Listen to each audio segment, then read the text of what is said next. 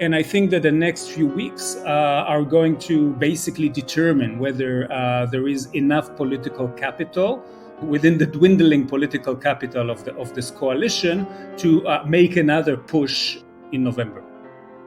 I'm Benjamin Wittes, and this is the Lawfare Podcast, July 26, 2023. The first phase of Israel's judicial overhaul is now law. Huge numbers of people are in the streets. Reservists are resigning. The stock market is tanking. And here in the virtual jungle studio, we had an all-star panel to talk about it. Natan Sachs is the director of the Center for Middle East Policy and a senior fellow in the foreign policy program here at the Brookings Institution. Amichai Cohen teaches international law and national security law at the Ono Academic College in Israel, and Yuval Shany is the Hersch Lauterpacht Chair in International Law and former dean of the law faculty of the Hebrew University of Jerusalem. The latter two are the authors of a string of in-depth articles about the Israeli judicial revolution and the protests they have engendered. We talked about what the substance of this new law is. We talked about what's coming next. Is this the end of the reform sequence, or is it just the first slice of salami? And we talked about the incredible reaction we have seen from Israeli civil society and from opposition parties. It's the Lawfare Podcast, July 26th. The judicial revolution is here.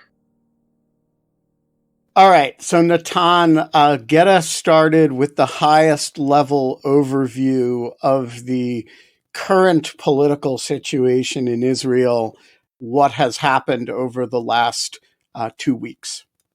Okay, so I'll start. 5 years ago, if that's okay, Israel underwent years of major political crises. Every single election, and you and I have spoken about this many times, ended in basically a tie with no one able to form a coalition.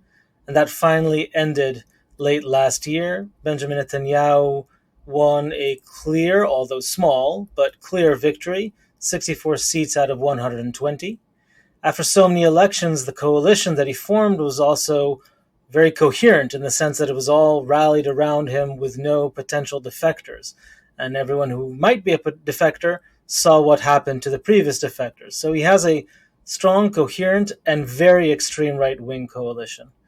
And they have many things on their agenda. A lot has to do with the West Bank. But in their coalition agreements, they clearly stated the number one agenda item, led by the Justice Minister, Yariv Levin, who is really one of the strongest people in the coalition, is a sweeping, truly breathtaking, they call it reform, but it's really a revolution to the Israeli constitutional makeup, the separation of powers between the judiciary on the one hand and the legislature and the executive on the other. I'll note that Israel as a parliamentary system has really an executive and a legislature that are very closely combined with one another, and the prime minister is by far the strongest member of parliament, unlike, of course, the United States or other presidential systems. And since then, they have been trying to enact that. We've seen at the same time, absolutely remarkable resistance demonstrations by civil society, but I use civil society very broadly. The economy, academia, including the two distinguished guests on this podcast, people from high tech from everywhere, and remarkably also reservists in the military. That's been, I think, a very important point.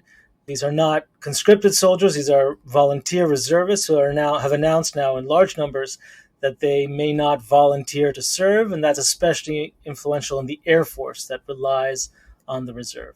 So after pausing with the sweeping reform or revolution in March, the Netanyahu coalition moved forward with one element. It's one small element when compared to the sweeping revolution, but it's a very important one, and that is to severely limit the ability of the court to use reasonableness as an argument for striking down administrative decisions. So this is not the judicial review, but rather administrative review, and I'll leave it to the other guests to explain much better than I what exactly that entails.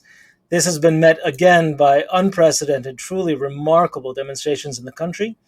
But Netanyahu squeezed between his coalition partners, including his own justice minister from his own party, who simply would not budge on the one hand, and the demonstrators and the military, and to a certain degree the Minister of Defense responding to the military on the other. He chose, in this case at least, to side with the extremists. He has passed this, and for many Israelis yesterday, as quite a few said, was perhaps the darkest moment domestically since the state was founded in 1948. All right, so Yuval, you guys wrote a quite comprehensive account of the judicial reform package more generally, one element of which was this reasonableness bill. More recently, you wrote a piece about the breaking out of this component of it. Walk us through what reasonableness review in Israel is, which is, of course, quite foreign to American administrative law, and what this bill, now law, does. So Israel follows a common law system, and in terms of administrative law, it doesn't have, as you know, a comprehensive constitution. It has a number of basic laws that delineate some of the powers of government. But administrative law, like in the UK, administrative law is quite an important part of our checks and balances. And like in English law, it has been largely developed by the judiciary. It's judge-made law. And within this framework of administrative law, one of the most central doctrines that has been invoked by the court since the founding of the state has been the reasonableness doctrine, that essentially is premised on the notion that the exercise of public authority is an act which must be undertaken as a form of trusteeship, namely that the holder of executive authority is operating as a trustee on behalf of the general public, and therefore public authority has to be exercised reasonably, namely that it has to be applied in with some correlation or with some conformity with the object and purpose of the enabling legislation. Now, initially, the court was applying, with regard to under this doctrine, a rather restrictive test, which essentially asked the question: Is this a decision that no reasonable decision maker could have taken? And this is somewhat similar to arbitrary and capricious, which is a standard that is also known in the US.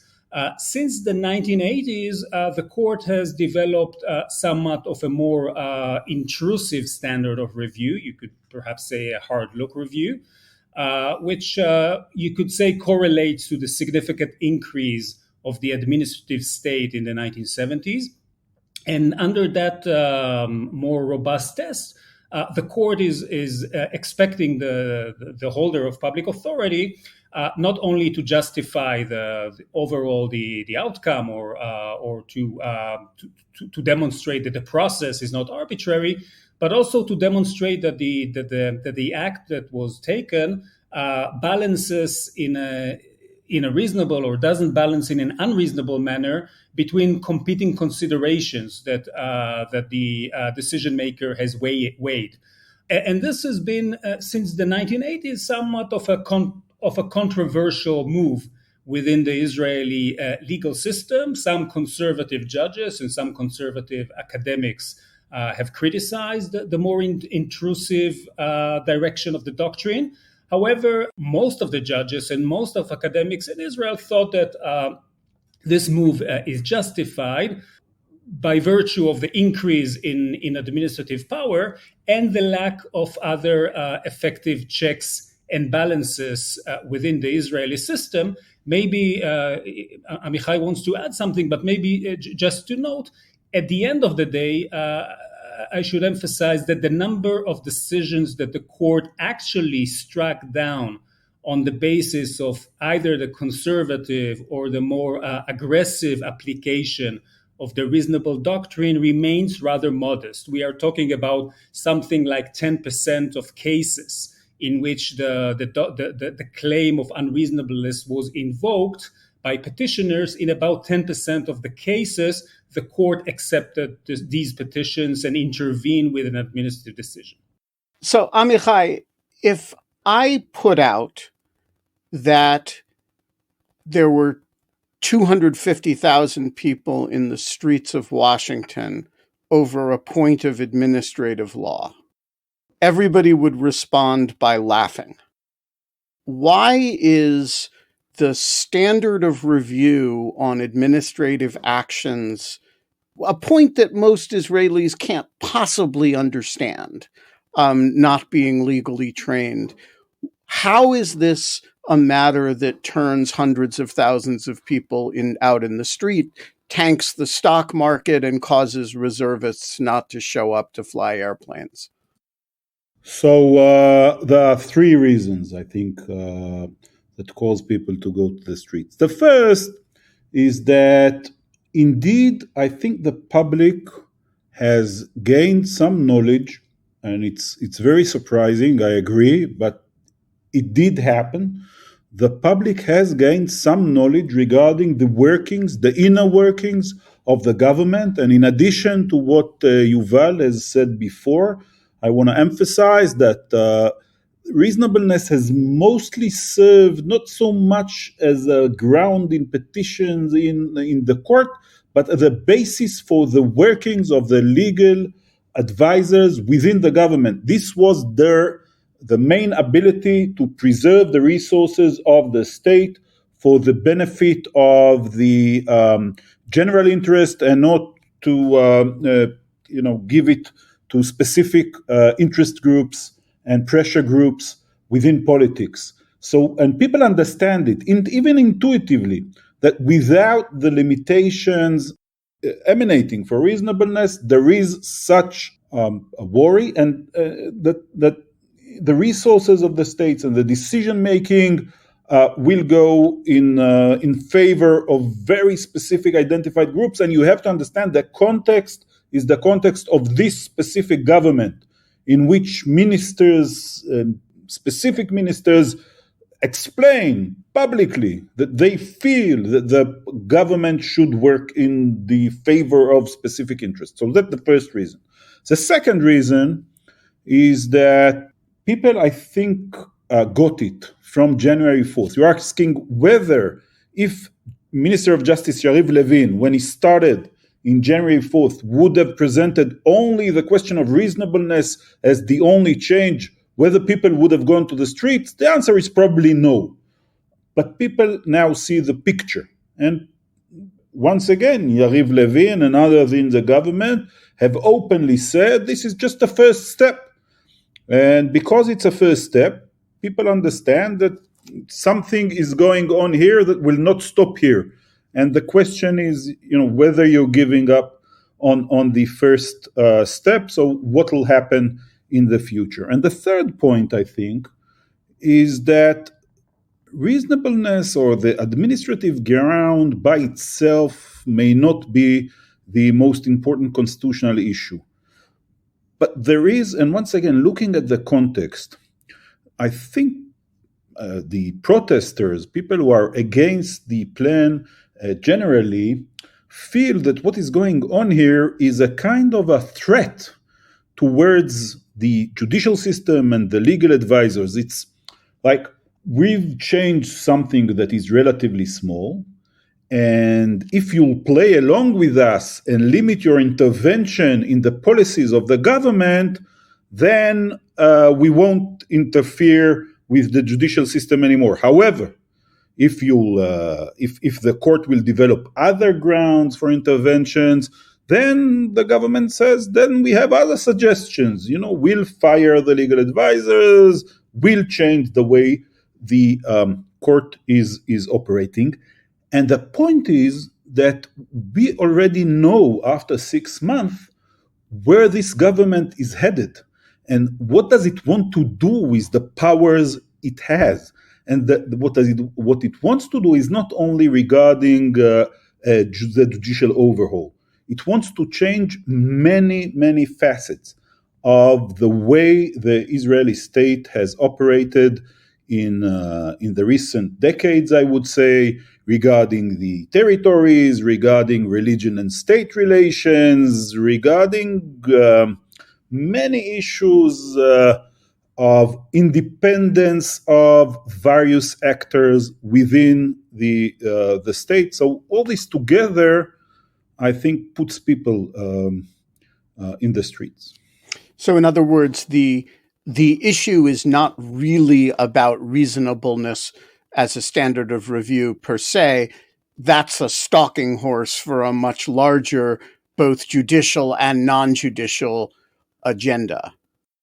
Yeah, it's fair to say that this is not only about reasonableness, but if we're talking about democracies dying as a result of death through 1,000 cuts, people understand that this is several cuts. Okay, so Natan, talk to me about the politics of this, because again, in the United States, this political environment would be a little bit hard to understand. You have here an unpopular piece of legislation that is tanking the popularity and approval of the government, and yet the government and the prime minister, whose approval is sinking with it, responds by getting ever more committed to it and letting the people who are dragging him down from his victory ever more leeway. Why does this happen? Why does the government not simply back down and pursue, something popular like peace with Saudi Arabia? It's a great question, and I'll give you several answers, which is to say I'm not completely sure what the weight of each one of them is. The legislation is unpopular, especially as a whole package. It's unpopular also, as Amichai and Yuval said, people identify the salami tactic of they tried to pass everything in the beginning and everything was huge. Now they're trying to pass small slivers, always with the promise that perhaps this is just it. And what's the big deal? It's one small change that in a vacuum would have been okay. So I think part of the political calculation for Netanyahu, and he obviously miscalculated terribly in the past 7 months, has been that with small changes, there will be some resistance, certainly, but it would pass. And a change in the reasonableness doctrine, it's not a big deal. As you said, most people could not spell it out properly. Probably it will simply pass. Once the resistance grew to it, however, we also saw something that is familiar from the United States. That's extreme polarization. All three of us here on the call are, I think it's fair to say, very much against the Netanyahu move. But it's worth remembering that even if they are now a minority, it is a very large minority that is extremely supportive of Netanyahu, and many of them want this to pass. Some of them for substantive reasons. There are many people who want judicial reform, but they're also simply a feeling of tribes, of sides. It's become so polarized now that for many in the camp that supports Netanyahu, the feeling of the opposition stopping legislation like this seems more than unfair, but a disenfranchisement. One of the main slogans that you can hear in pro-Netanyahu demonstrations is second-class citizens, to say, we are the majority, we won, and yet our vote counts less. They believe that extra electoral means are being used by the opposition. Mass demonstrations that block the main arteries of transportation in Israel, the strikes and threats of strikes, and most notably, truly a remarkable move in Israel, the threat not to volunteer for military service, something that really is a doomsday weapon and has been used because people feel it is a democratic doomsday. And so this sense that it's a second-class citizen, these are the second-class citizens, and they demand that their victory means something, is a very powerful political tool. So while Netanyahu is risking a lot politically by moving with this, and the current polls suggest he would lose, it's the first time the polls give him a clear loss in years, he would also suffer terribly with his base if he simply backed down. And so I think what he thinks is that this move on reasonableness was at least the one element that he would give to his far right. There's probably some more elements, especially on judicial appointments, that he tried to pass and may try again. but that beyond that, he would stop on the most controversial elements, and he's even said publicly that he would not pass an override clause that would have allowed the parliament, the Knesset, to simply override decisions by the Supreme Court, the most ostentatious and controversial element of the whole package, although really only one of them. And so, in short, we have extreme polarization. We have Netanyahu caught between these different pressures. Netanyahu is known in Israel as the sum of all pressures applied to him, and he has decided to try and triangulate between them. I'll add one more element, which is a bit hard to estimate how important it is, but of course Netanyahu is on trial for severe crimes, 3 different cases, and he has a major motivation to try and limit the power of the judiciary, but also of the legal advisors, and allow him to do more, perhaps also get him out of his own legal trouble. For that, he needs these kinds of changes, and certainly was probably part of the motivation to begin with. What element, how much of that fed into his calculation, of course, I don't know. Can I advance one additional sort of synthetic hypothesis, which just has to do with the structure of a Knesset coalition, which is that you can put as many people in the street as you want, and it doesn't bring down the government. But if you do not satisfy Justice Minister Levine and 4 other people, the government falls. And so you can stomach, as the prime minister, a great deal of even civil unrest, and compared to dissatisfying not just the base voters, but the 3 to 5 people in your Knesset coalition without whom you don't have a government. Yes, I think that's exactly right, but with a few conditions. One is that elections are far enough away, and right now we are more than 3 years away from elections, so there is that time. That's one. Second is that there aren't too many people in your coalition, 5 in particular, who would be tempted to go to elections. So, for example, you could imagine a centrist faction in a different coalition seeing an electoral opportunity. We will be the ones to save consensus in Israel. But that is not possible today, given that these have been so many consecutive elections, and all the centrist elements, or would-be centrist elements, have already left the Netanyahu camp. They are now in the opposition.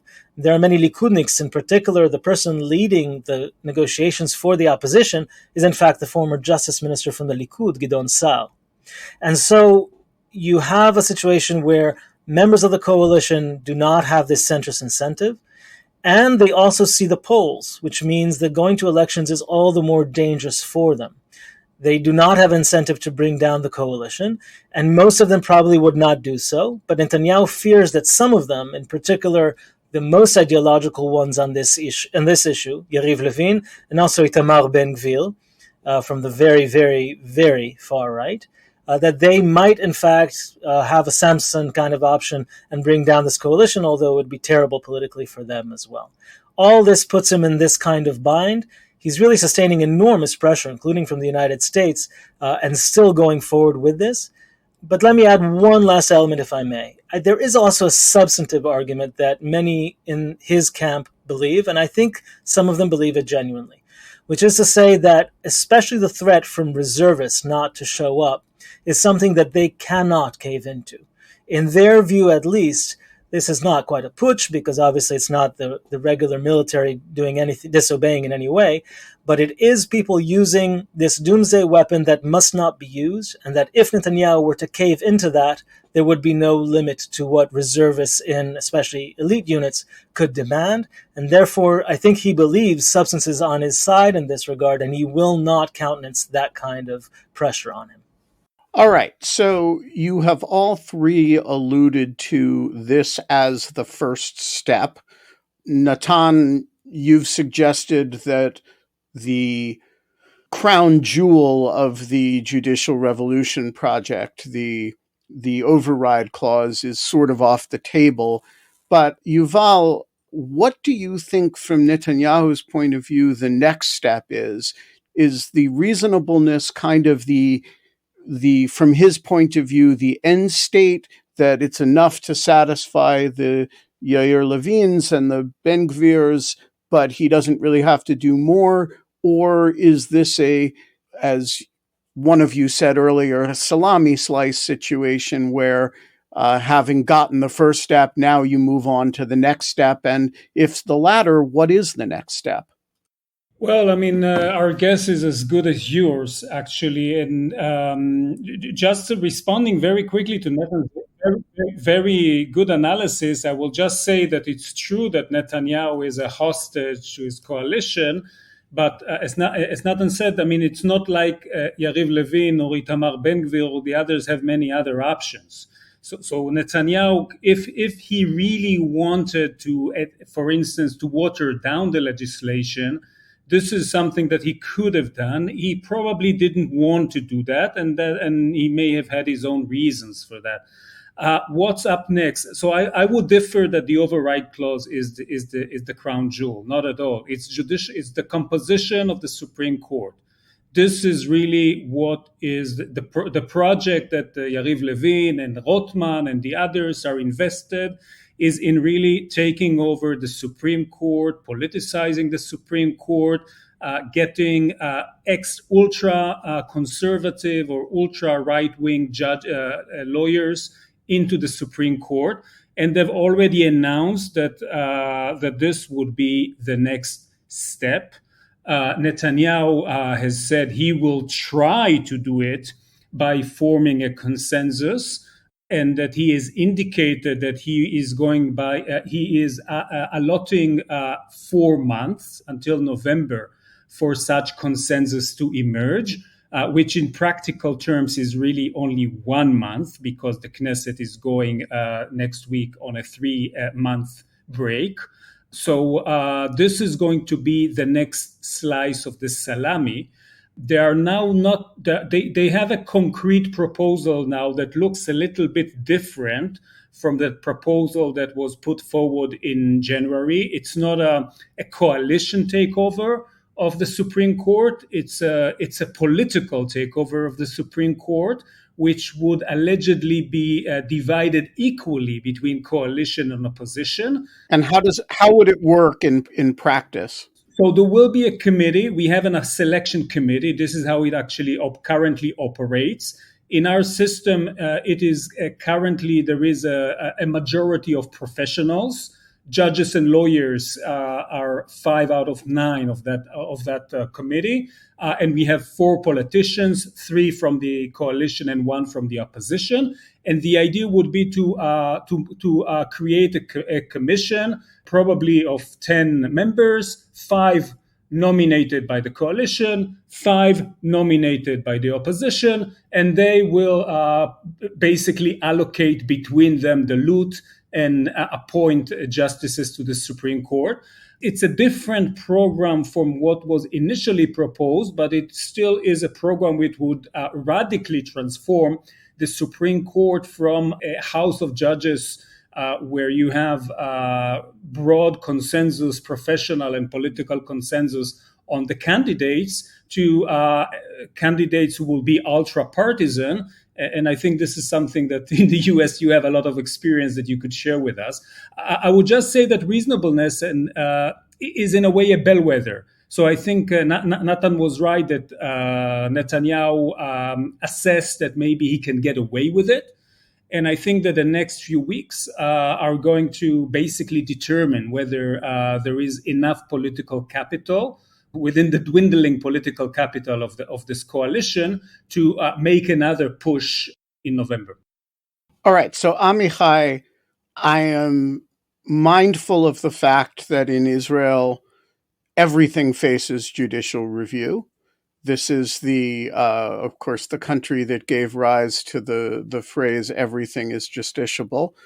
So presumably, a law that restricts judges' ability to assess administrative action for reasonableness is itself subject to some form of judicial challenge. What do we expect those judicial challenges to look like? And is it possible that the Supreme Court itself will be one of the mechanisms by which this law runs into trouble? So petitions against what happened yesterday were already submitted this morning to the Supreme Court. I'll explain in a concise way the framework here. So what passed yesterday is a change to basic law. So basic law, the justice system, where it says that petitions or the court has no authority to strike down decisions of the executive based on reasonableness. And just to be clear for listeners who do not know the terminology, basic law in Israel is laws related to the formulation of the government, the constitutional system itself, and have a kind of quasi-constitutional status. Right. So the doctrine is that basic laws are supreme to regular laws, and the court can strike down a law that contradicts the basic law. However, and once again, what was passed yesterday is an amendment to a basic law. Once again, saying that decisions of elected officials based on reasonableness cannot be overruled by the court. So what is the possibility of the court to strike down amendments to basic laws, not to regular laws? This is an issue in which we have very little jurisprudence on. So there are mainly two ways of thinking about it. One is something that was said in one case, but the court has never actually developed it, is that if an amendment to a basic law would be passed that would completely undermine the identity of Israel as a Jewish and democratic state, then the court might overrule it, because there is a basic structure of Israel which is supreme to the basic laws. This is just, the court has said it in an obiter dicta and has never used it, and it was not developed. It's out there. And it's not clear, at least to me, that the reasonableness issue is appropriate for such a decision. I'll get back to it in a second. The second channel through which the court has, the jurisprudence of the court has dealt with issues of amendments to basic law is the abuse of the constitutional process doctrine. And this is a little more developed. Once again, the court has never really struck down any amendment to a basic law based on it, but the court did develop this jurisprudence. And in certain cases, the point is, of course, that in Israel, passing a basic law is basically the same procedure as passing a regular law. You just need a title. So a 64-member majority of the Knesset was able to amend the basic law yesterday. So there is this jurisprudence, this doctrine of abuse of constitutional process, and petitions that were submitted did try to use these two channels. Some of the petitions said, as we have said earlier, that actually saying that the court has no authority to strike down decisions of the executive based on reasonableness is an undermining of the entire democratic process. It's a first step toward changing the nature of Israel. Democracies, as Yuval has said earlier, die through 1,000 cuts, so you can't really pinpoint when is the identity of Israel as a democratic state actually undermined. It's never going. You're never going to have a clear saying, we are not a democracy anymore. It's always a process. So this is one channel through which the petitions have gone. And the second channel is indeed the passing of this specific amendment was done in a very peculiar manner. It wasn't a government bill. It wasn't a private member's bill. It was the committee, actually the chair of the committee used a very, very peculiar, very rarely used process in order to pass it through. And he jumped several procedures within the Knesset by doing this procedure. And the way he conducted the discussions, if you followed it, it was really very aggressive, the way that the law was promoted and moved through the committee in the Knesset. Basically, all academics and professionals appearing before the committee said that this is a very problematic amendment and it would undermine a lot of important interests, etc. And the committee almost completely ignored, the coalition ignored all the experts that testified before it and just went on and passed it. And for a constitutional process, this seems a very problematic process. I must say, here there are differing views. So some academics have voiced opinions yesterday and today that the court would use this as an opportunity to voice its opposition, anxiety, apprehension with regards to the entire judicial overhaul program that is being promoted, and would say that this is the first step and would, if not completely strike down this amendment, at least interpret it and use various mechanisms to limit its effect.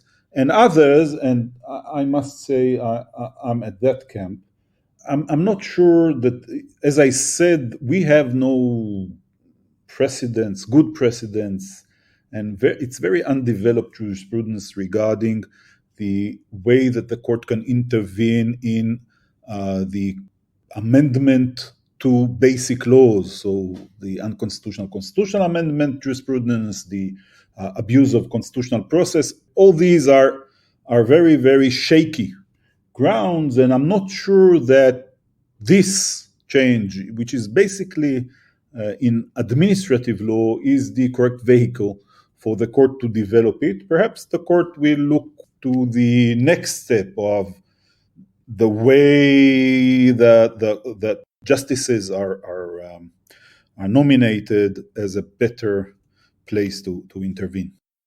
All right. So, Natan, it's very easy on the day the law passes to have a huge demonstration. And these demonstrations since January 4th have been just amazing for their staying power. But how does the civil society opposition maintain any momentum over the next 4 months when nothing's happening? So you have this giant change that people think is, the darkest day in domestic Israeli history. Then the next morning, the sun rises in the east and sets in the west, and most of the country operates just as it always has. What's the mechanism by which people prevent these protests from just petering out at this point? Well, it's a great question, and I'll start with a word of caution. I'm sitting in Washington, so what exactly is the mood right now on Kaplan Street in Tel Aviv? I'm not the right person to answer. But the staying power that we've seen now for, I think, 29 weeks is extraordinary. And the breadth and scope of the solidarity that we've seen, not just from young pot-smoking lefties or something like that is simply not what's happening on the streets. You see very broad swaths of Israeli society. It's not just leftists by any means. It's people from, as I said, business and academia, business and the labor union together striking a few months ago. Truly extraordinary scenes. My 82-year-old mother is there with a flag, and 18-year-old kids, 17-year-old kids, one of them arrested yesterday in a famous photo. So I really would not count out this movement, and I would not count out the will and the determination of a very, very strong and large element of society. I don't know if the demonstrations will necessarily persist at the same scale every week. They don't have to. But I do think that in November, all these people will remember this very, very well. And they are in this, I think, for the long haul. And so the question is partly, what does the coalition do? They have the cards. If they try to pass anything more, I would strongly suspect you have ignited this fire. It's not going out anytime soon. And it very much depends what Netanyahu does next. I'll add another point, which is, and Yuval mentioned this before, these protests and this sense of doom, but also of motivation, is not only because of the legal aspects. It's not simply about the changing of the structure between the Supreme Court and the executive or the legislature. It's about the whole package of this coalition with such an extreme right-wing agenda and membership. It's also the first coalition with a majority of religious parties in Israel's history. And it is something that motivates many people in the opposition for many different reasons. Good reasons and, by the way, bad reasons too. And one very clear example, just yesterday, I believe, early this morning, DC time, one of the ultra-Orthodox parties suggested a bill that would define the study of Torah, the religious studies, as a meaningful service to the state, which would qualify it to be equivalent to military service. And for the ultra-Orthodox parties, a key motivation in this whole judicial overhaul is to make sure that their young men do not serve in the military and can stay in the religious schools, the yeshivot, and therefore within the community, the tight community and the political structure of their parties. This is the kind of thing that motivates secular and many modern Orthodox Israelis like nothing else. These are communities, the general communities that suffer bereavement, that serve in the military and have lost friends almost without exception. And when they see a large portion of the Jewish society in Israel not serving purely for political power, really there are very few things that motivate as much as that. Not everyone, of course, but large swaths of this community. And there are many Likud supporters who also are angry at this. That's the kind of thing that would motivate as well. And we've reached this stage, I think, where it's really not just about the judicial reform anymore. It's also a challenge for the demonstrators, of course, but for many of them, this is against this coalition. It's a challenge because they are trying also to bring in people who voted for this coalition and are opposed to at least these extreme measures, or at least the way it's done. And so there's a tension there. How radical do you go? But my guess is that you're going to see in all of the above approach, you're going to see demonstrators for very different motivations. I don't think it's going away anytime soon. And the damage is significant. Just today, as we're recording, we see some of the credit rating agencies, Moody's in particular, issue a warning. We've seen some of the major investment banks in the world issue warnings. That too may or may not last, but this is big. It's big not only on the coalition side, but also very much on the opposition side. So I want to connect the two threads that Natan was talking about. So when you asked the question regarding what will keep the protests alive, you assumed, and it's quite rational on your side, that there are stages here. And once the coalition has passed the reasonableness, it will now, there'll be some static stage in which it'll wait and see what happens and then decide whether to move to the next stage. But within, and this might be a good analysis of where Netanyahu would have wanted the coalition to go. But the current coalition does not operate this way. Within the coalition, there are forces who see the current order, not only the legal order, but the general liberal order of the Israeli society as problematic and want to undermine it. So even if Netanyahu would not promote a single issue on the judicial overhaul project in the foreseeable future, there are people within his government who are operating to undermine other things. So, for example, the Minister of National Security, Ben Gvir, who is constantly trying to change the way that the police operates in Israel. And the Minister of Finance, who is also a minister within the Ministry of Defense, Smotrich, who is constantly trying to change the way Israel controls the territory. So the protesters can actually, without prophesizing too much, can actually count on the government itself to provide reasons for the protesters to continue protesting.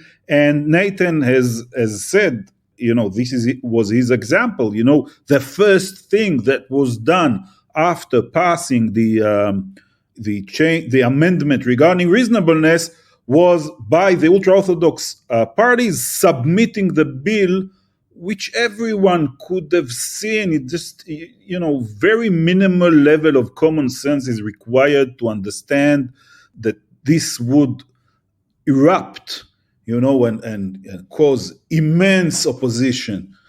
This bill of exemption, which aims to exempt ultra-Orthodox from military service. So I think the coalition will keep the protesters there. Interesting. So Natan rightly points out that he doesn't have his finger on the pulse because he's in Washington. Amichai, you've been in Israel the whole time. But Yuval, you have a really interesting perspective, which is that you've been outside the country, been teaching in London, but returned to sort of get a sense of things from home. So I'm very curious how you describe the mood, and particularly describe the mood as somebody, relative to when you were last living there. Yeah, well, I've been away for several, from the beginning of actually, from last summer for a year. I've been visiting a few times, but it is quite dramatic and quite transformative. I mean, the change that one sees in terms of the level of engagement. I mean, a lot of, friends, family who have never been in demonstrations are now all in, as you can say. They're demonstrating on a regular basis. They're camping out in Jerusalem. So the level of engagement in very wide circles that were not politically active or interested has significantly changed. And like Amichai said before, also the level of engagement with very specific legal issues. Young people, old people, are extremely alert and have educated themselves in an incredible manner about constitutional law and about democratic principles. And it seems like that in that regard, it's a different country. At the same time, people are extremely stressed. This is clearly, Israel is not a relaxed place to begin with. But the level of stress and anxiety and people reporting about not sleeping, properly for months now, this is also quite apparent that the level of stress and anxiety is very, very high. So you do feel the tension in the air in ways that were not felt before. So I would be remiss, Natan, if I didn't ask you to address a question that may sound like it comes from Mars for Yuval and Amichai, but is something you and I get asked all the time, which is, hey, you guys are talking about Israel as though its laws and democratic structures actually matter from the point of view of many Palestinians and Israeli Palestinian citizens of Israel. This is all a mirage anyway, and there's no difference between the Israeli right and the Israeli left, and therefore there's no real difference between the protesters and the government. Address that point for listeners who were skeptical of the entire premise of this conversation, which is that there's a country here whose laws and politics actually matter and that a democratic erosion can take place in that is meaningful in a significant sense. Yeah, I do get that question a lot, and I think it has two main elements. One is that Arab citizens of Israel are anyway second-class citizens in many ways, and therefore what does it matter if it's Benny Gantz Prime Minister or Benjamin Netanyahu, and what does it matter if the Supreme Court can check their power? And secondly, of course, that if Israel and the West Bank, and some would say even the Gaza Strip, are actually one state, a one-state reality, then about half the population can't vote, so what democracy are you talking about? It's all a sham. I think, by nature, I think degrees matter enormously. There's no question that Palestinians in the West Bank are affected enormously by Israeli policy. And I think in that regard, too, it's extremely important actually what happens in Israel. I'm absolutely not of the school that thinks, therefore, to hell with the whole question of what happens in Israel. Quite the contrary. I think the best evidence of that is that the biggest supporters of this move, the ones who are pushing most for this kind of reform, are the ideological settlers. Smotrich, for example, and Simcha Rotman, who is the chairman of the committee, the parliamentary committee on constitutional and legal affairs, is of Smotrich's party. They are both settlers, ideological settlers. There's a reason they both support that so much. Smotrich is concerned first and foremost with settlement in the West Bank. He'd be quite happy if the Palestinian Authority collapsed and much else happened. For those who would like a Leninist approach and to see everything come down in flames, maybe that would be a good thing. Those who think that only a massive revolution in the whole land would help, I'm not of that school. I think a revolution would be terrible first for the weakest. But if you look at who supports this, I think it's very clear also who must oppose it. And you can look at who opposes it as well. The parties that represent Arab citizens of Israel, or Palestinian citizens of Israel, as some of them define themselves, are clearly opposed to this. They all are part of the opposition in this regard. They do not always find themselves in the demonstrations, which have, as I said, have had a real dilemma and made some choices on whether to fight for all different causes or focus very narrowly on the judicial aspect. But they are very clearly opposed to it. So those who think they know better than them from abroad, as we say in Hebrew, should enjoy that, but I strongly disagree. I think this is extremely important precisely for the weakest elements of society. That is not to say that the Supreme Court has defended Palestinian rights well in the past 5 decades or 6 decades. That is not the case. But without it, things could be far, far worse. And I know this because Smotrich is so eager to pass this. That's the first evidence of it. The second point I would make is that there are huge differences between these different camps in Israel. And it's not only about the Palestinian issue. It's about a wide variety of issues. And it is also about the possibility for change in the future. You may dislike Israeli policy. I do dislike Israeli policy right now, certainly regarding the Palestinians. But I think the possibility for change requires a vibrant democratic process and a vibrant democratic space where different approaches can be presented. These approaches are not as different as many or some abroad would want, but they nonetheless are very meaningful differences to my mind. And more importantly, they could be meaningful in the future. But to be meaningful, to have that debate, you must have a polity that has serious separation of powers, that can have a vibrant democracy. And this crisis is mostly very negative, I should state very clearly.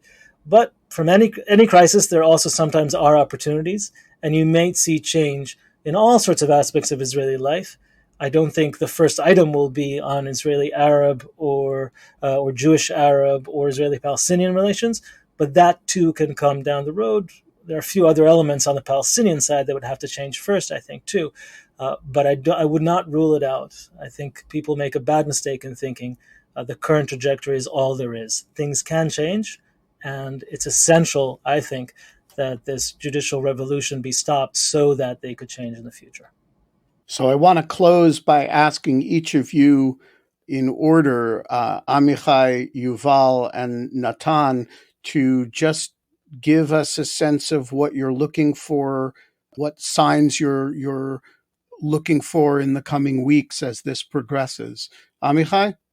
What we've talked about here, we've mentioned several times, Natan and Yuval and myself, that the different thing that happened now, perhaps even unique on a universal level, is that the people in Israel, and not only the people themselves, but the doctors and people in economics and people, reservists, etc., have all come out and said. And I think that, first of all, I think it's an optimistic sign of involvement of the public in the political affairs. And if this will continue, and I think there is a good chance that it will continue, at the end of the day, the possibility of the government to continue with the changes, I think, is very limited, because the pressure will be